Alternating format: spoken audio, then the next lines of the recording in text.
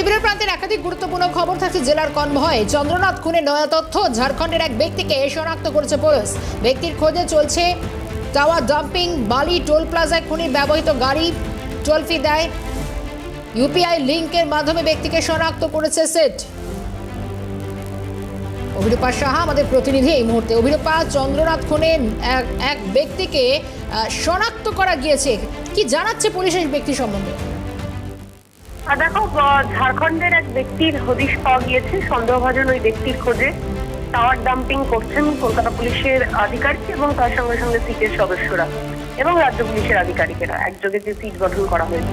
যেটা পুলিশ সূত্রে খবর যে চন্দ্রনাথ রথ খুনে যে ব্যবহৃত গাড়ি, সেই গাড়িটি বালি টোল প্লাজা ক্রস করে আসে এবং সেখানে যে ফাস্ট্যাগ ইউপিআই লিঙ্কের মাধ্যমে টাকা পেমেন্ট করে এবং সিসিটিভি ক্যামেরায় প্রথমে গাড়িটিকে ক্রস করতে দেখা যায় এবং ফাস্ট্যাগের যে ইউপিআই পেমেন্ট লিঙ্ক, সেই ইউপিআই পেমেন্ট লিঙ্ক খতিয়ে দেখে আপাততভাবে ওই ঝাড়খণ্ডের যে ব্যক্তি বা যে সন্দেহভাজনের খোঁজ পেয়েছেন তদন্তকারী আধিকারিকেরা, তার খোঁজে এই মুহূর্তে তল্লাশি অভিযান চালানো হচ্ছে। এবং এর আগেও আমরা দেখেছি যে সিটের যারা সদস্যরা রয়েছেন তারা অভিযুক্তের খোঁজে ভিন রাজ্যে পাড়িও দিয়েছিলেন।